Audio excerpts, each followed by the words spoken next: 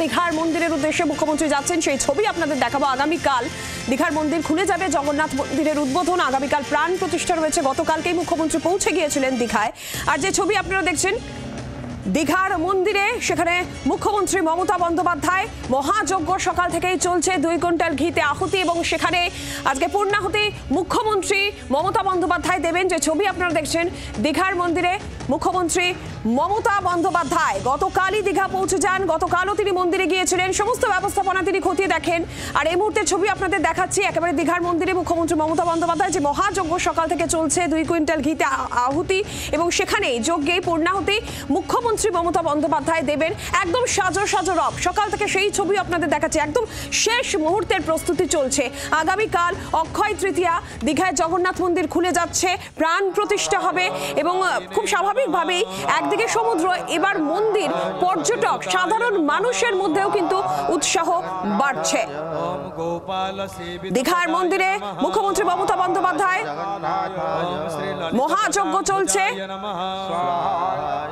আর সেখানে যজ্ঞে পূর্ণাহুতি দেবেন মুখ্যমন্ত্রী, তিনি পৌঁছে গিয়েছেন। ছবি দেখছেন আপনারা।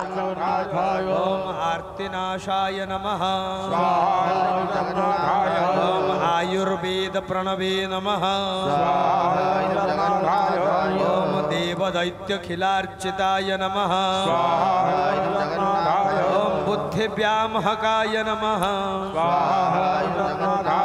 ওম দেবকার্যসাধন তৎপরায় নমঃ,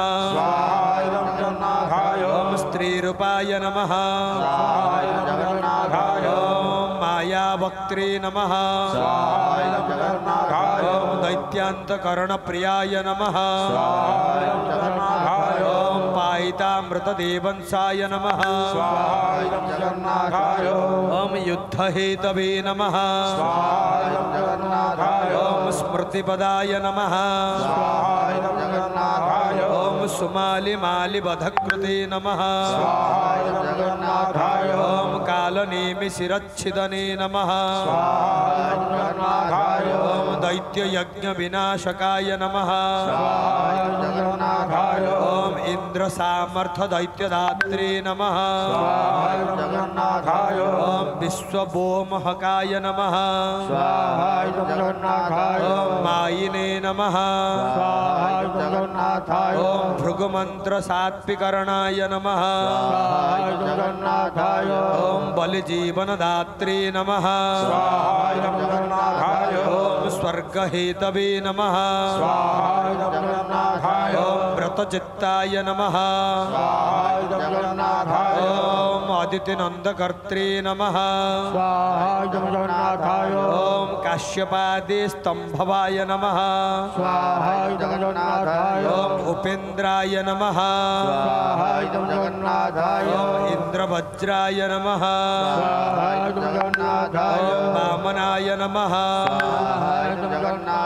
ওম প্রাণবৃষ্টিভীষণায় নমঃ। আগামীকাল প্রাণ প্রতিষ্ঠা, তার আগে এই মুহূর্তে দেখতে পাচ্ছেন ছবি মন্দির চত্বরে মুখ্যমন্ত্রী মমতা বন্দ্যোপাধ্যায়, প্রথমে পূর্ণাহুতি, এরপর আরতি করবেন মুখ্যমন্ত্রী মমতা বন্দ্যোপাধ্যায়।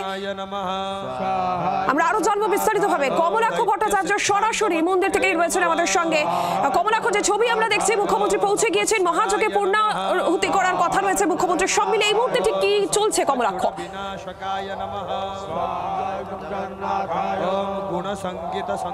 দেখো, যে নির্দিষ্ট নির্ঘণ্ট মেনে আজকে বিকেলের দিকে যে কথা ছিল যে গত 25 তারিখ থেকে যে হোম যজ্ঞের আয়োজন করা হয়েছিল এই দীঘার জগন্নাথ ধামে, তার আজকে শেষ দিন, এবং শেষ দিনে মহাযজ্ঞের আয়োজন, যে মহাযজ্ঞ আজকে শেষ হবে প্রায় 1 কোটি মন্ত্রোচ্চারণের পর।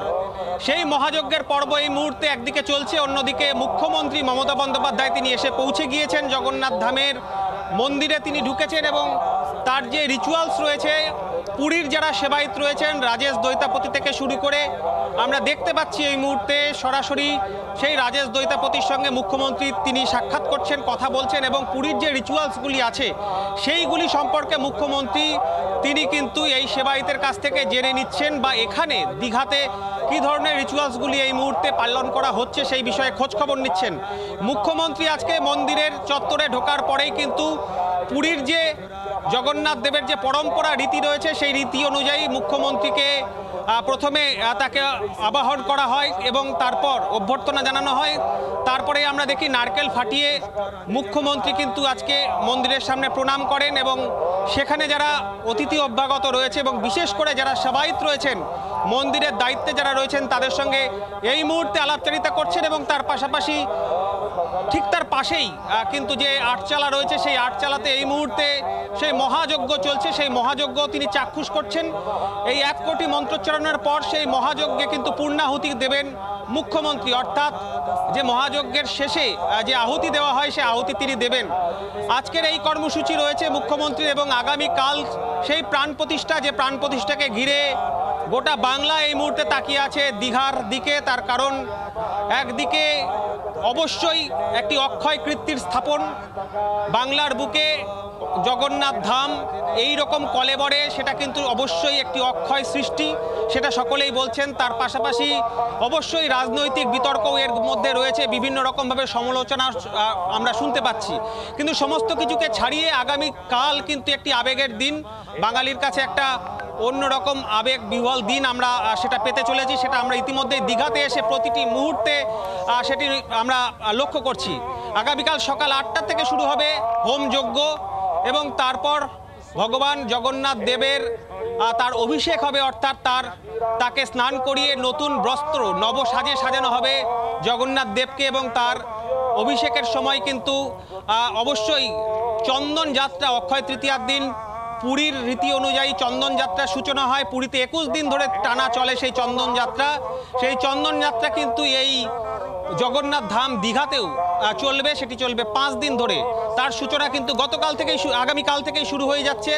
যে সময় শৃঙ্গার বা অভিষেক হচ্ছে, একদমই সব রকমভাবে প্রস্তুতি নেওয়া হয়েছে। কমলক, আপাতত ধন্যবাদ তোমাকে। যে ছবি আপনারা দেখছেন মন্দিরে, সেখানে মুখ্যমন্ত্রী মমতা বন্দ্যোপাধ্যায় তিনি পৌঁছে গিয়েছেন এবং সেখানে আজকে যে মহাযজ্ঞ এই মুহূর্তে চলছে, সেই যজ্ঞেই পূর্ণাহুতি মুখ্যমন্ত্রী করবেন এবং তারপর তিনি আরতি করবেন। আর আগামীকাল উদ্বোধন, প্রাণ প্রতিষ্ঠা।